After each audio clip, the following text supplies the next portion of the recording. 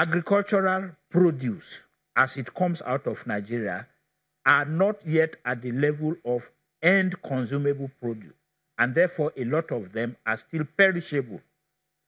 Now imagine a truck that brings in a container load of cocoa beans from Idori that is designated for Amsterdam port or Rotterdam.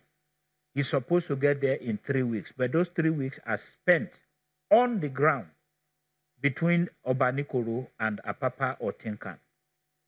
Imagine how much the exporter of such cocoa needs to pay. And maybe to make it a little bit clearer, let me explain that sometime earlier this week, the port of Togo has been rated as the busiest and the most economically viable port on the west coast of Africa. Togo. If we don't know it, for viewers who who can't immediately see the economic impact, Togo as a country is probably less in size and in population and in economy than Lagos State of Nigeria. And yet that port is now the busiest, the most economically viable, while Apapa and Tinkan are there giving us the gridlock that we're having. You know, Mr. Boyede, the other side is that these two ports are not the only ports. There are those who have argued, is it not possible to spread the weight from Apapa and Tinkan to the other ports across the country so that the impact on the road is also minimized as well? Fantastic. Something I said on another program about a month ago. The truth is, we are not going to understand. And if we don't understand, we will not begin to enjoy the benefit of the infrastructural potentials in Nigeria. Why is it Apapa and Tinkan? Why is it that when we are talking about cocoa, it is only to go and dump toxic waste? Why is it that when we are talking about Port Harcourt port, we are only talking about oil exportation? Why do we have inland ports in Kaduna and Kano that are not working? Why do we have a policy on operation of bonded terminal? All of these are there in the cabinets of our economic operators. Implementation is absent.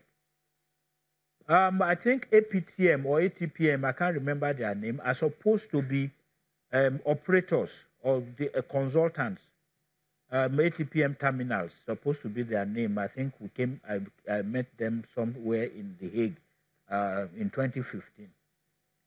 In other parts of the world, is it trailers that actually convey goods in and out of the port? No. If it is only trailers, how come it is possible for you to get your product delivered within 4 hours of its arrival into Dubai? Are such concessionaires also not thinking of more modern ways of getting goods in and out of the port? And why are we actually even thinking? Why can't we go a little bit deeper to understand that perhaps the problem we have is not just that of the trailers and where they are going to park, but the other back office operations that does not allow their documentation to be complete on time, for them to be able to just get into the port, and the only business they have in the port is either to pick up the container that just arrived or to dump on the ship side the container that they have just brought in. All these are the little things that I think that we need to take a closer look at. Yes, it's good. It's always, for me, it is amusing. It's funny, and it's unfortunate that the president or the vice president has to issue an order. I want it decongested within 3 days. And usually it is decongested, in quote, within 3 days. And after the 3 days, then we start another 3 years of congestion. I think we need to look a little bit deeper. Okay. General. Yeah, General, How is this affecting the residents of Apapa? It has affected residents negatively. And you see, it's not just only the residents. There are two parts of Apapa, the GRA and the commercial side. Yeah. We are together. And on the other side, many companies, many businesses have closed down and left. And on the GRA side, many houses have been vacated, vacant. and the residents have moved elsewhere because of it's quite problematic. You have a lot of hassle to get into the GRA because sometimes the whole bridge right from Lagos is blocked and people have to turn back and go and sleep elsewhere. You have residents to go and sleep somewhere else. Yes, it's that bad. And to worsen the matter, people are robbed on the road. It has affected the Apapa residents negatively, so much that we are even considering a protest because we can't take it anymore. And there's only one. Also, there's a construction going on. The government didn't think well before they embarked on that construction. There are two ways into Apapa, Tinkan Island and Apapa. Tinkan Island is so bad. Now you said you are repairing the only road that goes through, that goes into Apapa. I think it wasn't well thought of at all. So both access roads are being repaired? They are being no, one is not, Tinkan Island is not even being repaired at all. Oh. It's only, so there's only one inlet and one outlet, which forms a quagmire for residents to go out in the morning and even to come in. Some residents don't go out at all if they can help it. So the government hasn't done enough in terms of planning about the road repairs. Right now, the foot of the bridge is closed. It's been so for about 4 months. And the outlet into Costain has been closed too, blocked too, under repairs. And when we inquire, we were told that the parts haven't arrived. So it was not well thought of.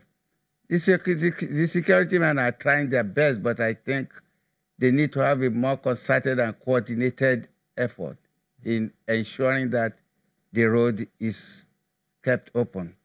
But like I said, we are going through hell, getting into Apapa and getting out. Now, homeowners are much affected. Many houses have been vacated, and the owners, the landlords, they depend on rents from these houses.